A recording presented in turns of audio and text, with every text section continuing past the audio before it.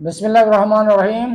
الصلاۃ والسلام علیک یا سید یا رسول اللہ، الصلاۃ والسلام علیک یا سید یا حبیب اللہ، لا تعداد درود و سلام ہمارے پیارے آقا حضرت محمد مصطفیٰ صلی اللہ علیہ وآلہ وسلم اور آپ کی آل پر۔ ویور میں مشتاق احمد، آپ دیکھ رہے ہیں یوٹیوب چینل۔ ہمارا آج کا ٹاپک ہے بے چینی اور بے خوابی کا نبوی علاج۔ بے چینی اور بے خوابی کا نبوی علاج۔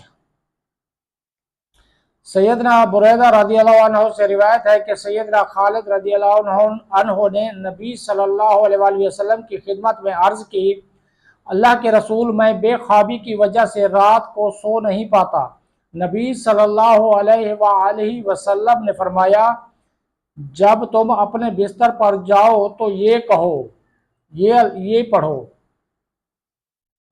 اللہم رب السماوات السبع وما اضلت ورب الارضین وما اقلت ورب الشیاطین وما اضلت کل جعر من شر خلق کا کلہم جمیعا ان یفرط علی احد منہم او یبغی عز جعرک وجل ثناؤک ولا الہ غیرک۔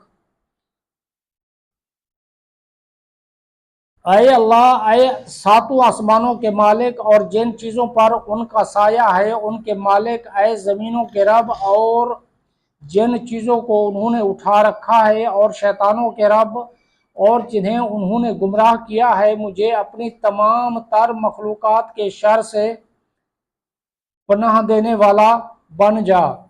مبادا ان میں سے کوئی مجھ پر زیادتی کرے یا مجھ پر ظلم کرے، تیری پناہ میں آنے والا ہی قوی ہے اور تیری ثنا عظیم ہے اور تیرے سوا کوئی معبود نہیں۔ سیدنا عبداللہ بن عمر رضی اللہ عنہ سے روایت ہے کہ رسول اللہ صلی اللہ علیہ وآلہ وسلم انہیں گھبراہٹ سے محفوظ رہنے کے لیے یہ دعا سکھایا کرتے تھے،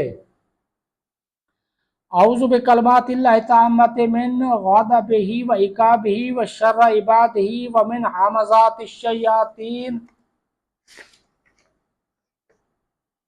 و ان یحضرون۔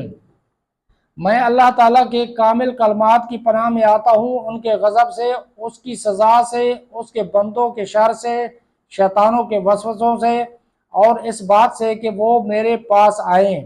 سیدنا عبداللہ بن عمر رضی اللہ عنہ اپنے سمجھ بوجھ رکھنے والے بچوں کو یہ دعا سکھاتے تھے اور جو بچے کم عقل یعنی چھوٹے تھے ان کے گلے میں یہ دعا لکھ کر لٹکا دیتے تھے۔ ویور رابطہ کے لیے اتنے، اپنا خیال رکھیے، اللہ حافظ۔